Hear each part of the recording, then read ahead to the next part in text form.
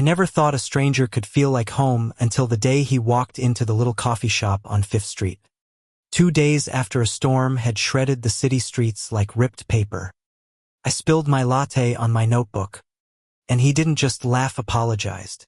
And it was like the world had tilted just for that moment. "You're going to have to buy me another one," he said, voice rougher than I expected, and his green eyes pierced through the rain-streaked window like a warning. Or maybe an invitation. Couldn't tell which. His name was Liam. Former Marine. He wore his past like a faded leather jacket. Heavy, worn, and full of scars. I learned this piece by piece. In stolen moments over coffees. In his half-smiles when he tried to mask what he'd seen overseas. I wanted to unravel him. But the closer I got, the more I realized the danger wasn't just in his memory as it was still out there. Lurking in the corners of his life. We found comfort in small things. Late-night drives through empty streets. Listening to classic rock on a cracked car stereo. Sharing a blanket on my tiny balcony while the city hummed below. I learned how to read the subtle ways he tensed. How to soften him without touching the wounds that still throbbed beneath his skin. "You don't have to be brave all the time," I said once, when he flinched at a loud motorcycle down the block. He stared at me, and I thought he might laugh, but he didn't. "I can't unlearn it," he murmured. There was a shyness to his vulnerability, like a soldier learning how to sleep without the constant awareness of danger. And every time he let me in a little more, my chest ached. I wanted to be his shelter, even if the storm inside him never fully calmed. It started with small signs. A flash of fear when someone approached too quickly. A haunted look in the supermarket aisle. A hand lingering on mine just a second too long. Holding on not because he needed me but because he needed proof that he could. We fell into a rhythm. This delicate dance of trust and tension.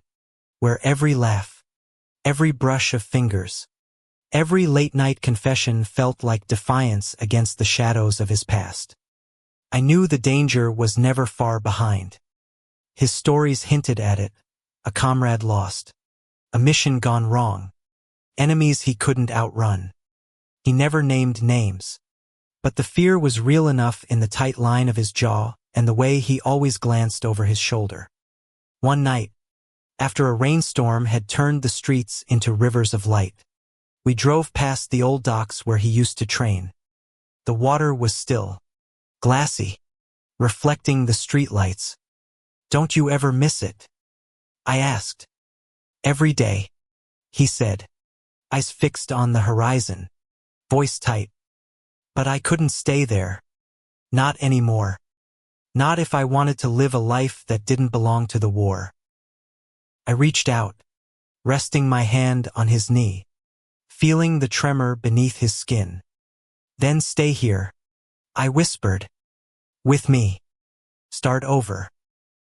He turned to me, and for a moment, I thought he might retreat into the safety of his walls. But he didn't.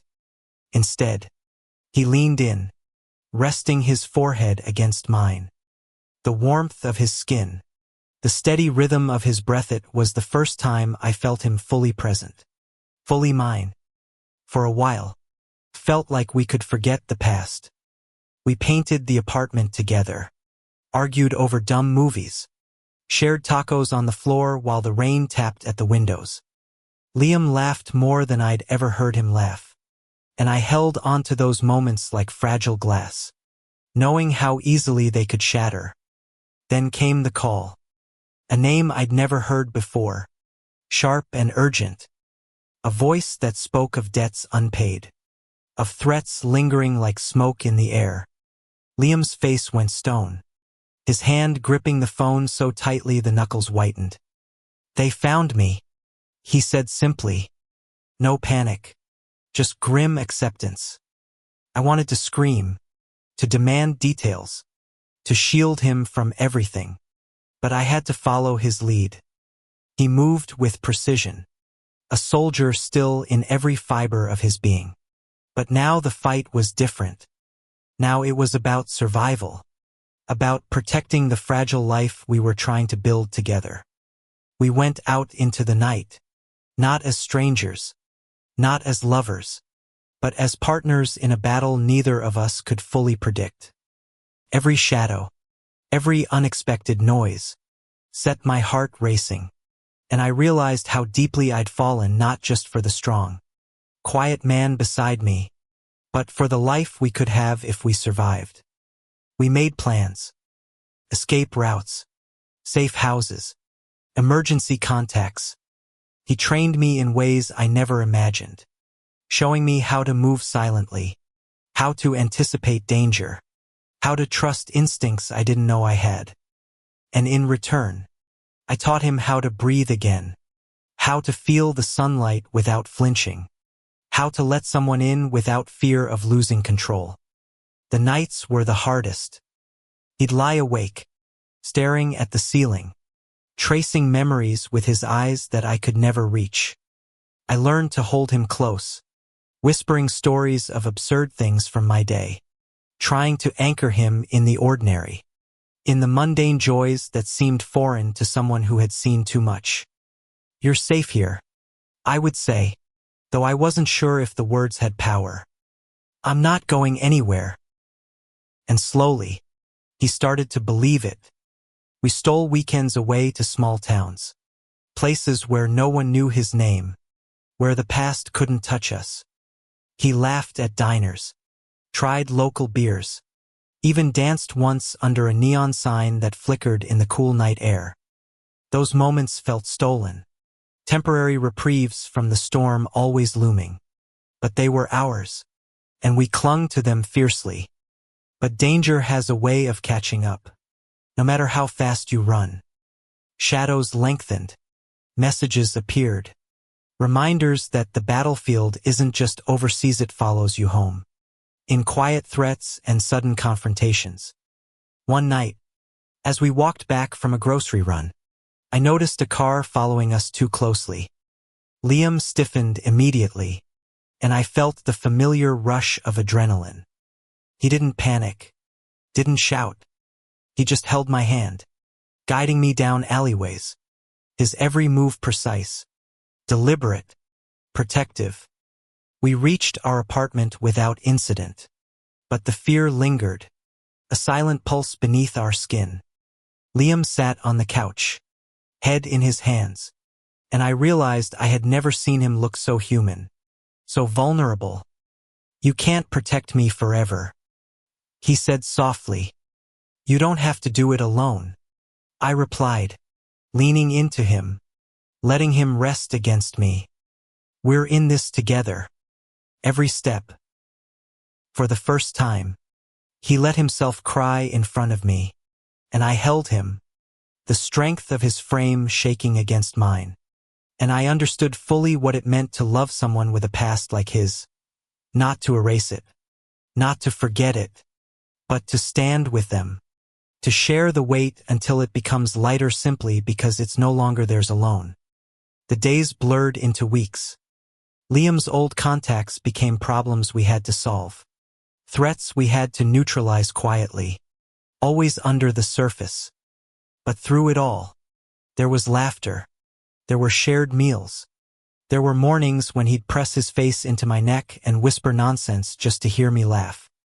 He learned to cook, to plant flowers on the balcony, to let the world be more than a series of threats and missions. And I learned to fight, in my own way, for the man I loved, for the life we could have, for the fragile hope that sometimes love itself can be a battlefield worth winning. And so, we lived in this delicate tension, balancing danger and domesticity, fear and intimacy, the past and the present. Every touch, every kiss, every shared glance was a victory over what tried to pull us apart. I knew the peace was temporary. I knew the storm was never fully gone. But in Liam's arms, I discovered something worth every risk, a love that demanded courage, that demanded honesty, that demanded presence. A love that was ours, even if the world outside tried to take it away. The days grew shorter, and the tension that had been a dull hum under our lives suddenly sharpened into a ringing alarm. Liam was quieter now, moving like a shadow in the apartment, checking locks 3 times, scanning the streets with eyes that had seen more than any ordinary person should. I wanted to ask what was happening, but he always waved it off with a tight-lipped smile. Just old ghosts, he'd say, but I knew better. There was something behind his Isa storm waiting, and I was about to be dragged into it whether I liked it or not. It started subtly, almost innocuously. Package left at the door with no return address. A man lingering too long in the coffee shop where I worked. A car parked across the street. Engine off. Headlights reflecting in the puddles after the rain. Liam noticed it first. The way he noticed everything. And I could see the tension coil around his shoulders. "We're being watched," he said one night as we sat on the balcony, the city lights smudging into the darkness like a watercolor painting. He didn't sound angry or scared, just factual, like stating the weather. I swallowed hard. "Who?" "What?"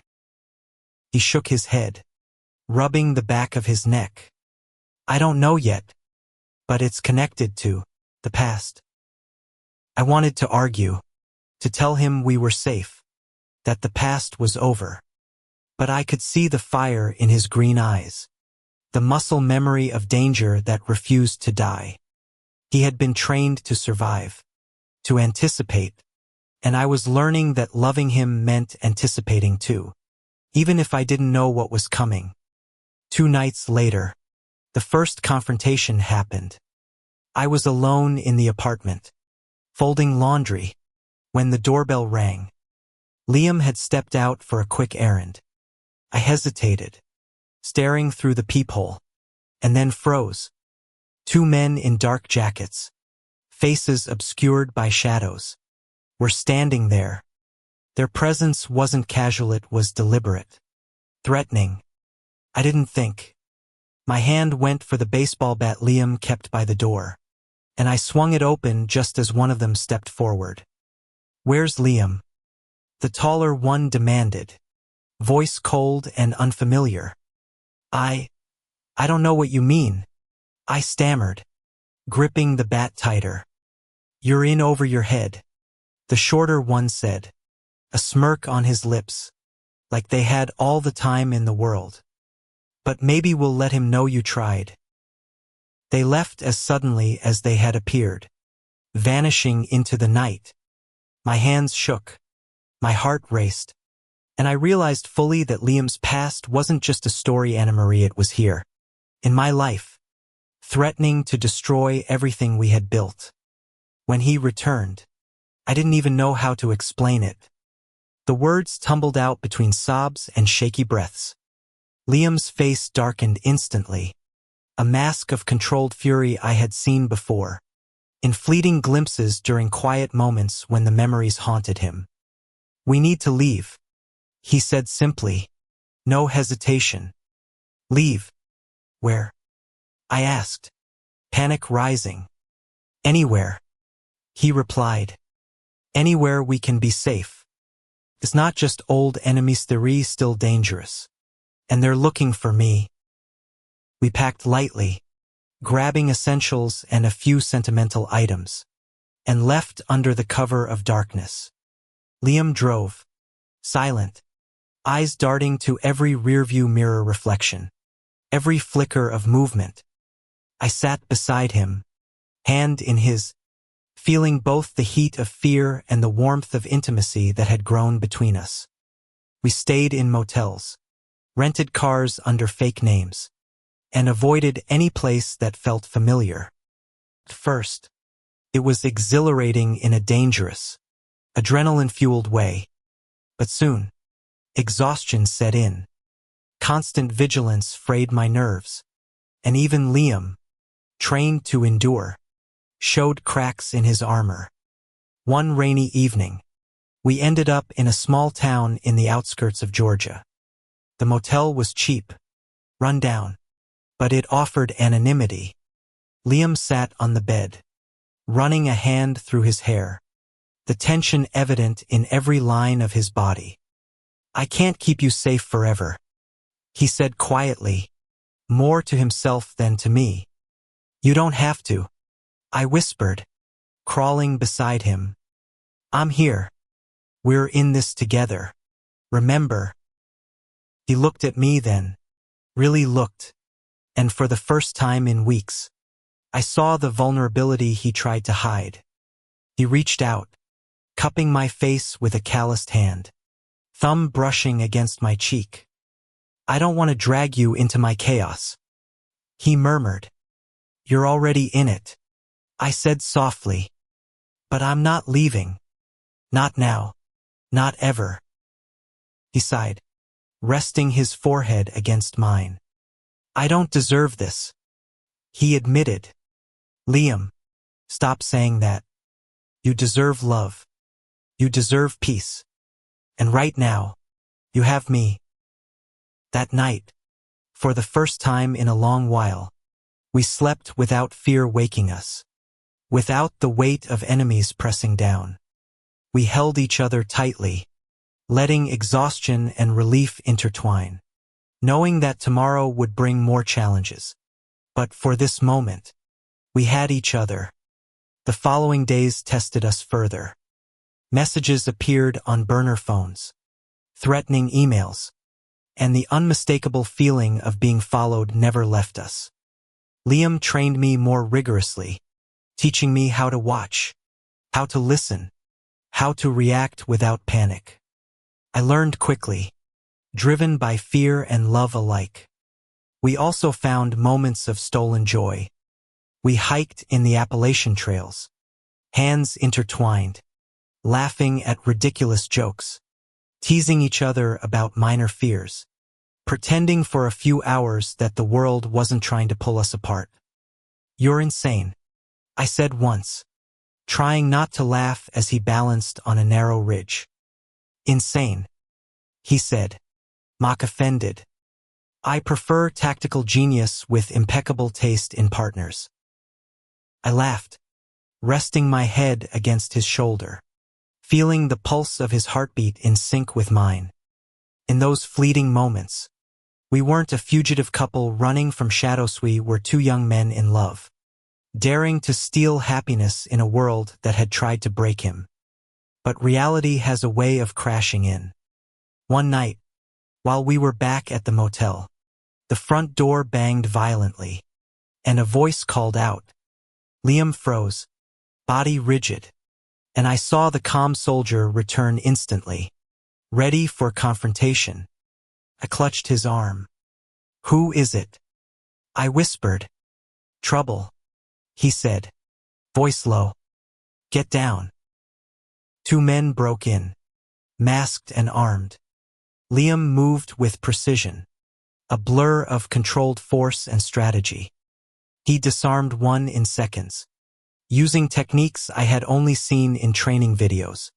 But the second one was faster, reacting with unpredictability. I ducked instinctively, heart in my throat, watching him protect me as if my life was more precious than his own. It was over quickly, but not without consequence. Liam was cut on the forearm, blood dark and bright against his skin, and I felt a surge of panic I couldn't control. He ignored it at first, focusing on making sure we were both safe. But when I pressed him to let me help, he finally allowed a brief moment of vulnerability. "You scared me," I said, voice trembling. "I'm supposed to scare you?" he asked, but his eyes softened. "No, I'm supposed to protect you." That night, bandaged and bruised, we lay together in the darkness, exhaustion and relief mixing in a fragile cocktail. I traced his scars, both old and new, realizing that every mark told a story of survival, of courage, of love that refused to bend under pressure. I don't want this life, I whispered after a long silence. Neither do I, he replied. But we'll survive it. Together. And somehow, those words anchored me. The following weeks were a careful balancing activating threats. Checking in with old allies Liam trusted. And slowly reclaiming pieces of normalcy. Each day, we found moments of laughter, of intimacy, of reassurance that life could still be beautiful despite the shadows. One afternoon, we found a small, abandoned cabin in the woods. It wasn't much, but it was ours for a while. We cleaned it, made it livable, and finally, I saw Liam relax in a way I hadn't thought possible. He cooked a meager meal, poured wine, and we talked about trivial things, about music, about dreams we almost forgot we had. Sitting by the fire, he finally admitted, I never thought I'd feel safe again. Not really. You're safe now, I said firmly. With me. And I'm not going anywhere. He smiled. The first genuine, relaxed smile in months. You make me forget the fear. He admitted. And you make me brave. I replied. For the first time in what felt like forever. The war inside him didn't define the moment. The past was still there. Yes. But it didn't consume us. In that small cabin, with the firelight flickering over our faces, we found a fragile peace, a tentative happiness. The road ahead was uncertain. Danger still lingered. Enemies still watched. And the world outside wasn't forgiving. But in each other's arms, Liam and I discovered a love that was fierce, tender, and unyielding, a love worth fighting for, worth protecting, worth living for. And as we fell asleep that night, tangled together on a worn mattress, I realized that sometimes the greatest victories aren't won in battlefields, or worse, they're won in moments like this. Quiet, intimate, irrevocable. The night air was heavy with anticipation. Liam and I moved cautiously through the narrow streets of the city, shadows stretching across cracked pavement and flickering streetlights. He carried himself with a predator's focus, every sense alert, every muscle coiled for action. I held his hand, not out of necessity but because I needed the connection, needed the reassurance that we were facing this storm together. I can feel them close, he murmured, his voice low, almost a growl. They're testing us, probing for weaknesses. I swallowed hard, heart thudding against my ribcage. We're ready, I said, trying to convince myself as much as him. He glanced at me, a fleeting flicker of tenderness crossing his scarred face. You don't know what you're saying. Yes, I do. I shot back. We've survived this long.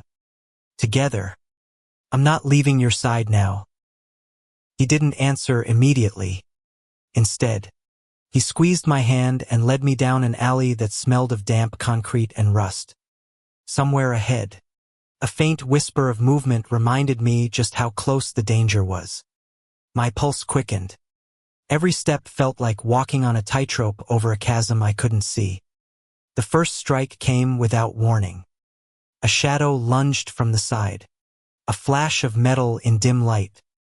Liam reacted instantly, stepping between me and the attacker, his movements fluid and precise.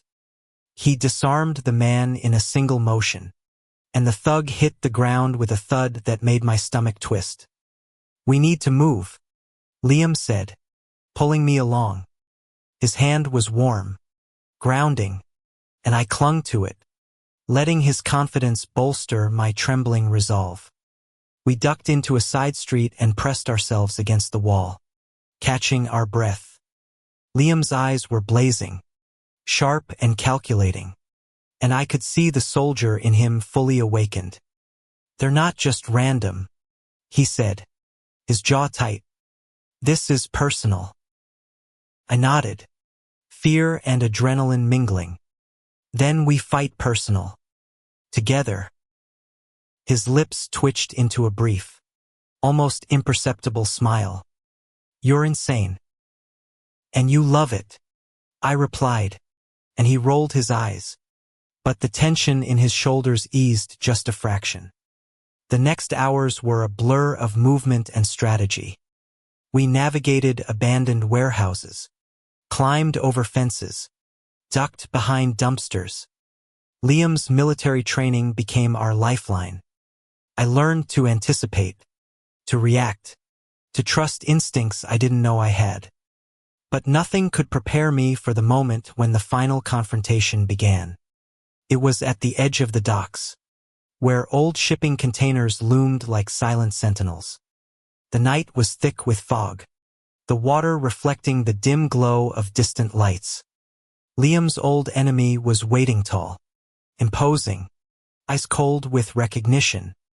The moment our gazes met, I felt a shiver run through me, a mix of fear and adrenaline that made my hands sweat.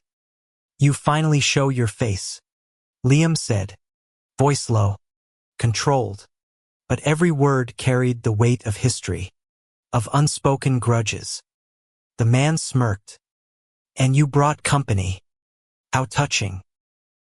I felt a surge of protectiveness, a fierce, burning need to stand beside Liam, to make him see that he wasn't alone. We're not backing down, I said, even as my knees threatened to buckle. The fight erupted suddenly, violent and chaotic.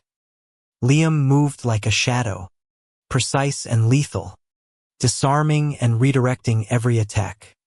I stayed close, adrenaline sharpening my reflexes, and found ways to help, throwing objects, distracting, anything to keep him safe. The enemy was skilled, but Liam's training and our combined resolve gave us an edge. Amidst the chaos, there was a momentous pause, brief but electric.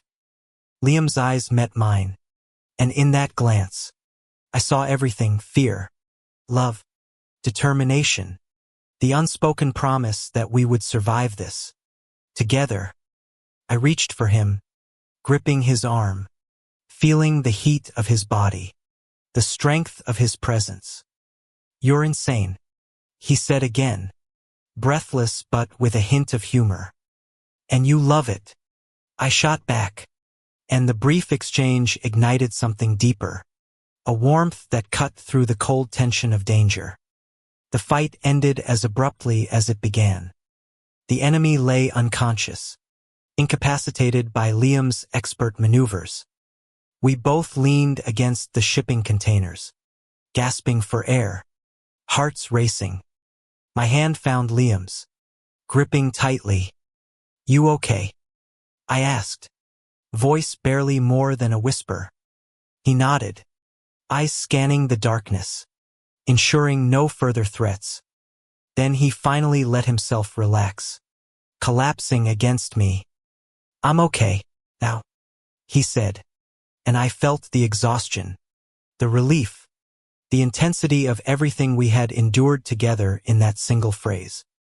We stayed at the docks for a while, silent except for the sound of water lapping against rusted metal.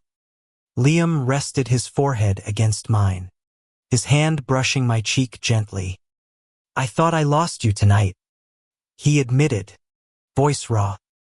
You didn't, I whispered. I'm here, always.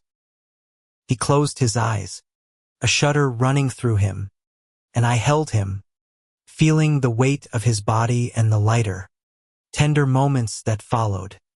In that darkness, with danger finally past, I understood what it truly meant to love someone with a past like his, to accept the chaos, to embrace the vulnerability, to stand firm in the knowledge that together, we could face anything. The following days were quieter, almost painfully normal after the storm of the confrontation. We returned to the small cabin, the familiar surroundings offering a fragile sense of peace.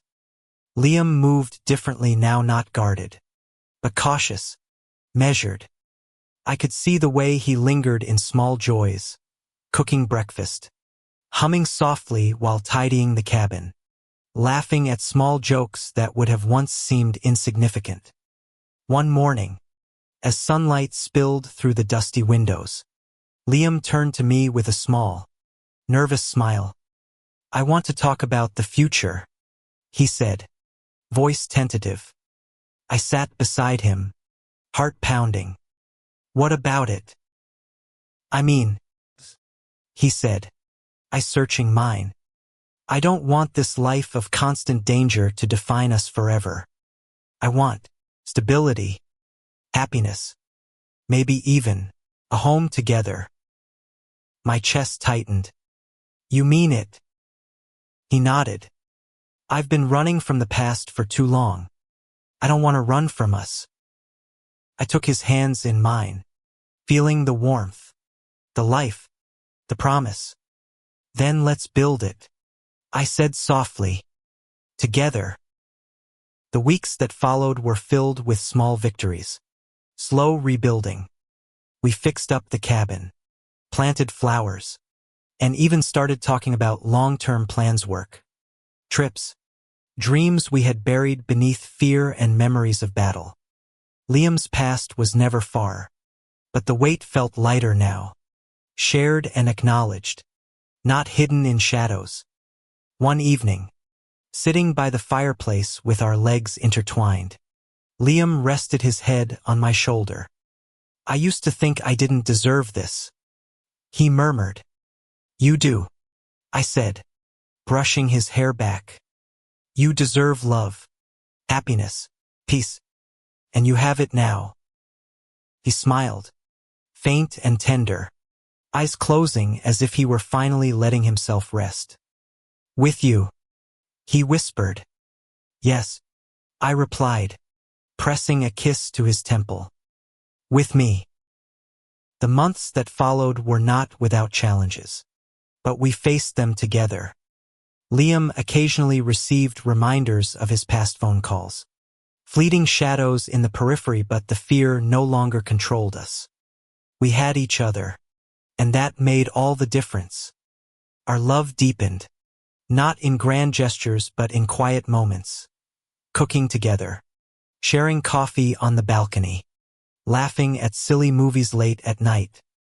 Every touch, every shared glance, became a statement of survival, of triumph over fear, of commitment. One crisp autumn evening, as leaves swirled around the cabin and the sun dipped below the horizon, Liam turned to me, eyes serious but soft. "I think it's time," he said. "For what?" I asked, curiosity piqued. "To fully leave the past behind," he said. "To stop running, to start living."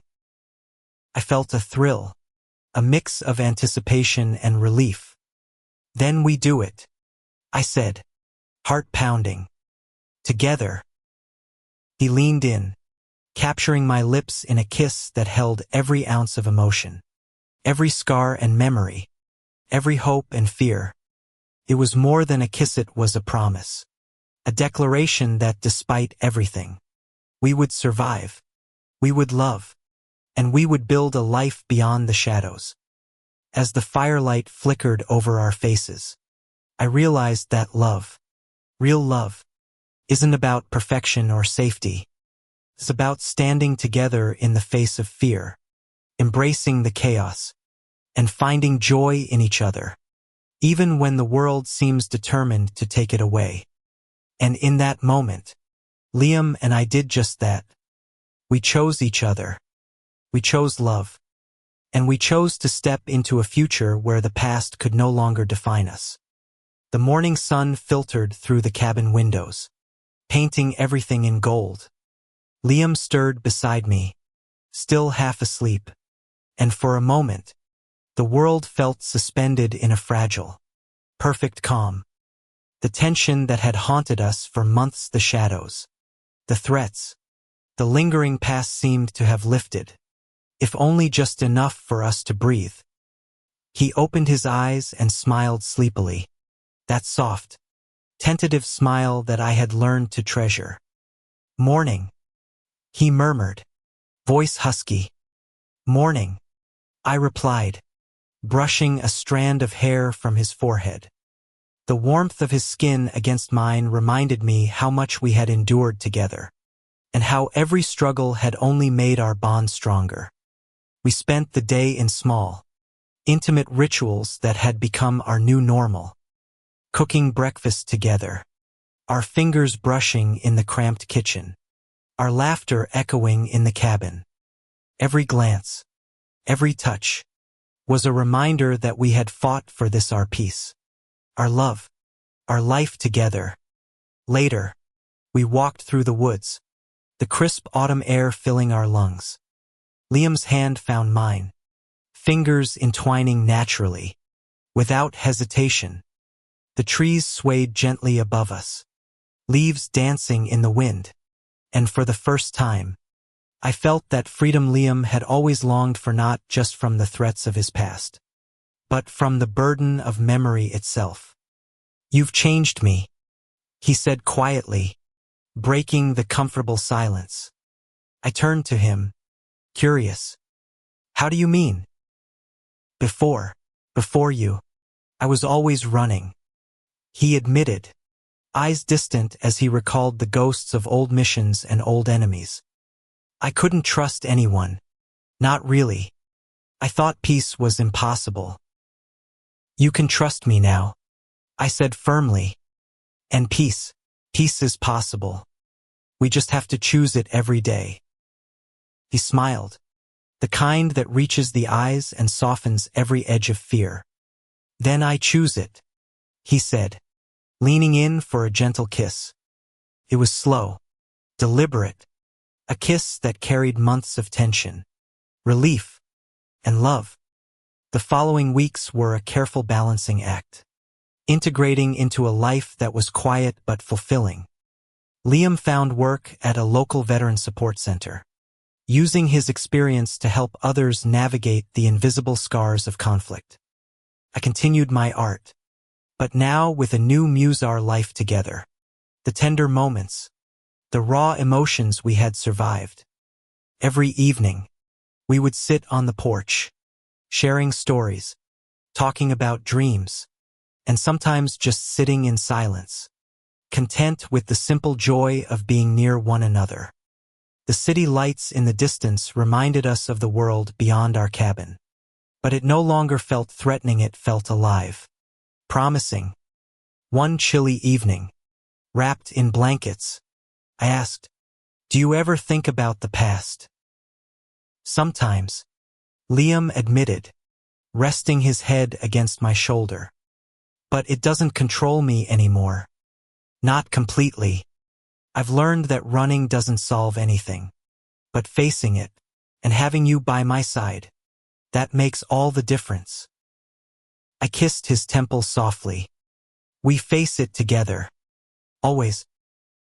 Our love had transformed into something deeper than passionate, was a partnership, a sanctuary, a promise that no matter what life threw at us, we would confront it side by side. As the seasons shifted, we planted a small garden outside the cabin. Liam laughed at my insistence on flowers over vegetables, but he dug alongside me, shoulder to shoulder, hands intertwined when we paused to catch our breath. Each bloom felt like a testament to survival, growth, and new beginnings. One afternoon, while we were painting the cabin's walls, I watched Liam closely. The sunlight caught the curve of his jaw, the muscles in his arms as he moved with steady precision. He paused, wiping sweat from his brow, and looked at me with that same green-eyed intensity that had captivated me from the start. "I love this life," he said quietly, voice full of conviction. "I love us." I set down my brush and stepped closer, brushing my hand against his. "Me too," I said, my heart swelling. "Every single day." As the months went on, we began to make plans that had once seemed impossible, trips to cities we had only dreamed of, small gatherings with friends we trusted. Even the idea of a permanent home beyond the cabin. Liam embraced each plan with cautious optimism, learning to trust not just in me, but in the possibility of a future that was not shadowed by past battles. One winter evening, the first snow falling lightly outside, Liam and I sat by the fire. He handed me a small, wrapped box. "Open it," he said, a rare playful glint in his eyes. Inside was a locket, simple but elegant, with a photo of us inside the cabin in the background. Smiles frozen in a perfect moment of calm. My eyes welled with tears. "It's for us," he said softly, a reminder of what we've survived, and what we have ahead. I pulled him into a tight embrace, heart full. "It's perfect," I whispered, "just like us." The snow continued to fall outside, blanketing the world in quiet white, a promise of new beginnings. Inside, the warmth of the fire and our love made the cabin a sanctuary against the cold. In that space, I realized that happiness wasn't about erasing the past, it was about surviving it, embracing it, and finding someone to hold through it all. Liam and I spent the rest of the evening wrapped in each other's arms, sharing whispered confessions, laughter, and dreams for the future. The world outside could wait. Here, in the glow of firelight and love, we had everything we needed. Weeks turned into months, and the life we built together flourished.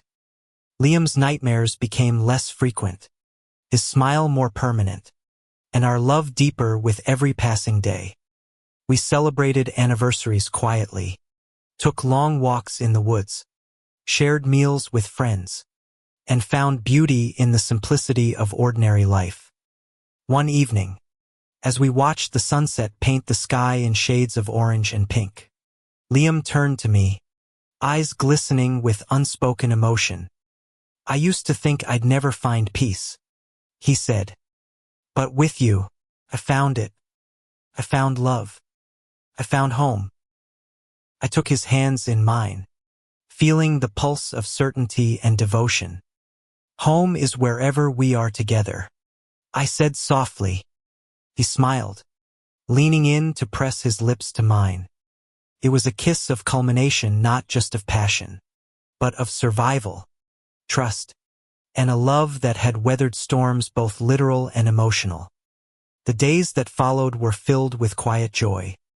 We decorated the cabin for the holidays, hosted a small gathering for friends, and shared stories of resilience and hope. Liam's past remained a part of him, but it no longer held dominion over our present. We had reclaimed our lives, stitched them together with patience, courage, and unwavering love. One crisp spring morning, Liam woke me with a gentle shake. "Come on," he whispered, a mischievous smile on his lips. I groaned, but followed him outside. The garden we had planted the previous year was in full bloom, colors bursting against the fresh green of spring. Liam turned to me, eyes shining. "Look what we've built," he said. "Together." I took in the sight flowers swaying in the breeze, the cabin standing strong, and the man I loved beside me. "It's beautiful," I whispered. He took my hand, pressing it to his chest. "Not as beautiful as this," he said, voice low, filled with sincerity. I laughed softly, heart full. "You always know what to say." He grinned, brushing a kiss across my forehead. "And I'll keep saying it, every day, for the rest of our lives." As the sun rose higher, casting golden light over everything, I realized that we had reached something rare, not just survival, but true, enduring happiness. We had faced danger, confronted the shadows of the past, and emerged stronger, closer, and infinitely more in love. And in that moment, standing hand in hand, hearts beating together in quiet harmony. I knew with absolute certainty that we had won, not because the battles had ended, but because we had chosen each other. Every single day, against all odds. Liam leaned into me, resting his forehead against mine. "I love you," he whispered. "I love you too," I replied, tears of joy in my eyes. More than anything, the wind carried the scent of blossoms and earth, a reminder of growth, resilience, and life's simple, enduring beauty. And for the first time in a long while, the world felt gentle, safe, and entirely ours. In the quiet of the cabin, surrounded by the fruits of our perseverance and the warmth of our love, we finally allowed ourselves to imagine a future unburdened by fear, illuminated by trust, and anchored by the knowledge that together, we could face anything. The past had shaped us, the battles had tested us, but love had carried us through. Liam and I had chosen each other, and that choice, unflinching, deliberate, and full of heart, had become the foundation of everything beautiful in our lives. As the sun dipped below the horizon, painting the sky in hues of pink and gold, we sat together on the porch, holding hands, hearts aligned, souls intertwined, and for the first time in a long time, we breathed freely, truly, completely knowing that our story, forged in hardship and tempered in love, was only just beginning. In the end, it wasn't the battles we fought that defined us, but the quiet victories of intimacy, trust, and devotion. And in that truth, Liam and I found not just safety, not just peace, but a love that would endure every storm, tender, fierce, and infinite. We had survived, we had loved, and we had finally come home. Thank you for listening. If you find it interesting, please like and subscribe to follow the next stories.